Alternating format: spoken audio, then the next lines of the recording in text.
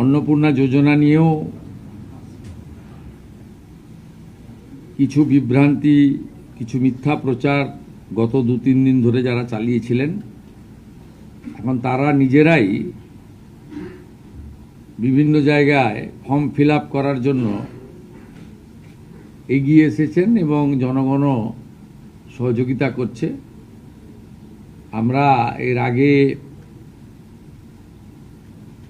অফলাইনে চালু রেখেছিলাম, আজ থেকে অনলাইনেও চালু হয়ে গেছে এবং আমাদের 20 জন আধিকারিক, প্রিন্সিপাল সেক্রেটারি লেভেলের অফিসার জেলায় জেলায় গিয়ে এই কাজ মনিটরিং করছে এবং আমরা আশা করছি বুধবার খুব বড় সংখ্যায় আমরা ট্রান্সফার করব এবং সেই দিন রাজ্যের বিভিন্ন ব্লকে, এসডি অফিসে, মিউনিসিপ্যালিটিতে এই কর্মসূচি সূচনাতে আমাদের ছোট একটা ইভেন্ট হবে এবং আমরা নবান্নর সভাগৃহ থেকে রাজ্য মন্ত্রিসভার সদস্যদের উপস্থিতিতে একটা মিডিয়া ইভেন্টও করব।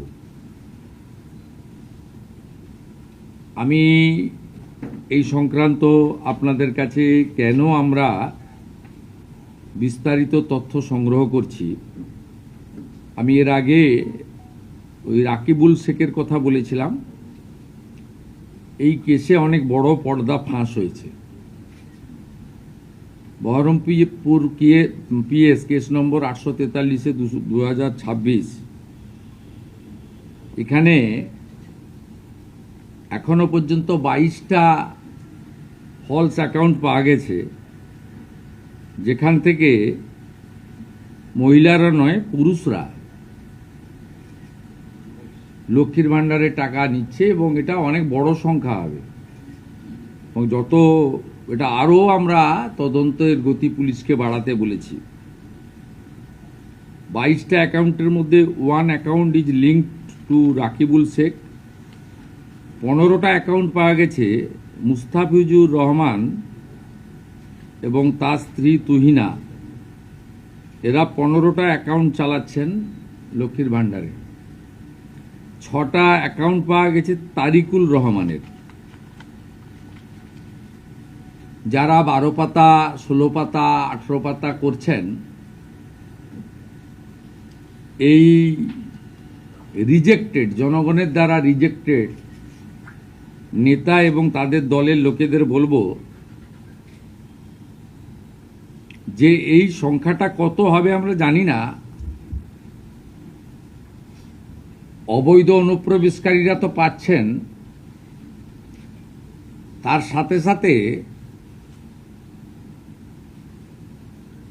হাজার হাজার তৃণমূল কংগ্রেসের নেতা যারা মহিলা নন বা এই কর্মসূচির আওতায় আসেন না, তারা লক্ষ্মীর ভাণ্ডার লুট করেছেন, সেটা আমরা পেয়েছি। আমরা কাউকে ছাড়ব না।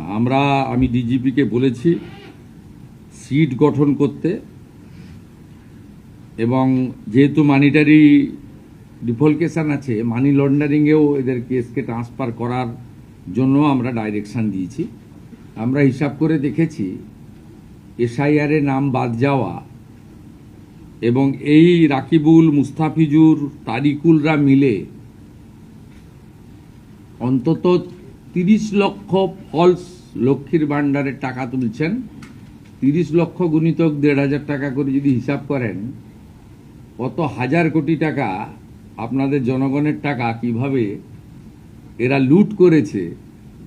এই লুটেরাদের পার্টি, এটা তার প্রমাণ। আমরা এদেরকে একেবারে গ্রাসরুট থেকে ক্র্যাকডাউন করব আইনের মাধ্যমে।